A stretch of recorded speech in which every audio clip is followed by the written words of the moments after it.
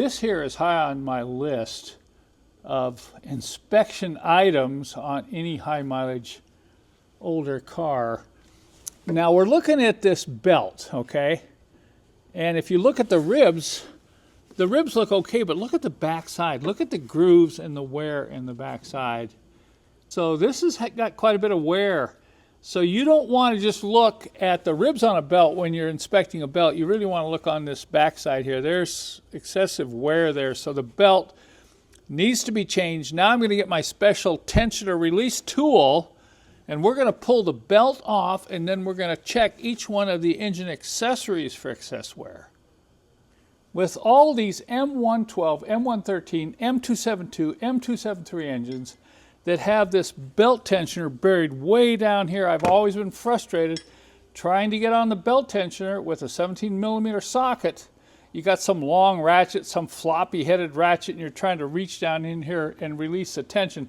I went ahead and designed this tool. We make it here in our shop. It's rigid, it's solid, and when you get it on there, you can use a lot of force to loosen up that tensioner. Notice it's designed to just the right amount of clearance.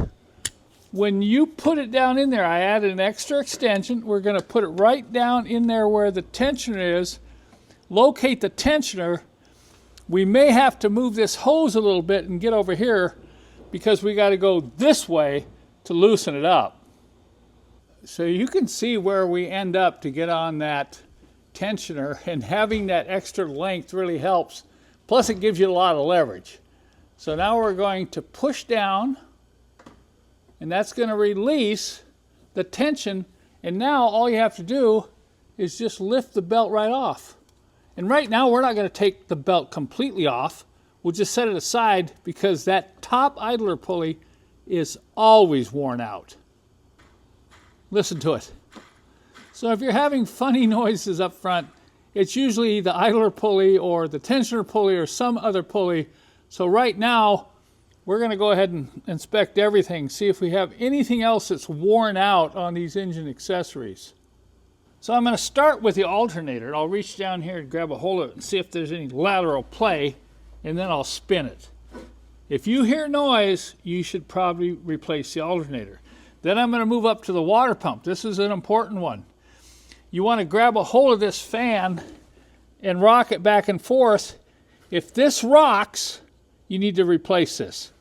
If it's making bearing noise or feels rough, you need to replace this. Then the top idler pulley, which needs replacing all the time, probably every 60,000 miles. Listen to this.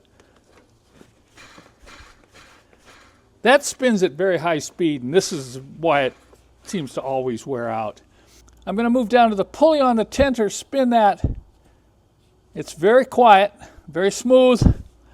Then I'm going to reach down and check the pulley on the AC pump. That's tight. There's no looseness there. And spinning it, it sounds good. And then finally, I'm going to grab a hold of the power steering pulley, and I'm going to spin that, and I'm going to grab it and check for lateral play. Wow, that's really amazing. 250,000 miles, and obviously there's probably been some maintenance done here, but this is all we have to replace along with the belt. I want to share a tip with you, and don't ask me how I came up with this tip, okay? But before you put the new belt on, make sure it's the right length. Take your old belt, put it side by side, and pull them out tight. If they're not the same, you're going to spend a lot of time getting that belt on, find out it's either too long or too short.